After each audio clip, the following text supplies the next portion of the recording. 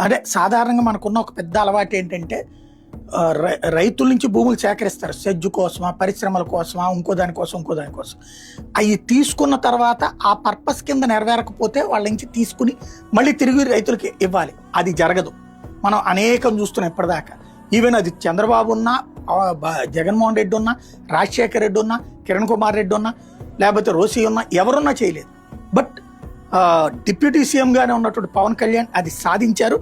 కాకినాడ సెజ్కి సంబంధించి ఎన్నికల ముందు ఇచ్చిన హామీని నెరవేర్చారు. వాళ్ళ ప్రత్యేక ఆర్థిక మండలి సెజ్జు పరిధిలోని భూముల్ని తిరిగి రైతులకు ఇప్పించే బాధ్యత తీసుకుంటానని ఆయన లాస్ట్ ట్రిప్ ఎన్నికల్లో చెప్పారు.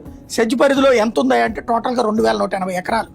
ఈ భూములకి స్టాంపు రిజిస్ట్రేషన్ డ్యూటీలు మినహాయించి తిరిగి రైతులకు రిజిస్ట్రేషన్ చేసేలా పవన్ కళ్యాణ్ ప్రయత్నించారు. అపరిష్కృతంగా అనే సమస్యను పరిష్కరించారు. కాకినాడ తీరంలోని తొండంగి, ఉప్పాడ, కొత్తపల్లి మండలాల పరిధిలో సుమారు 1551 మంది రైతులకి దీంతో మేలు జరగబోతుంది.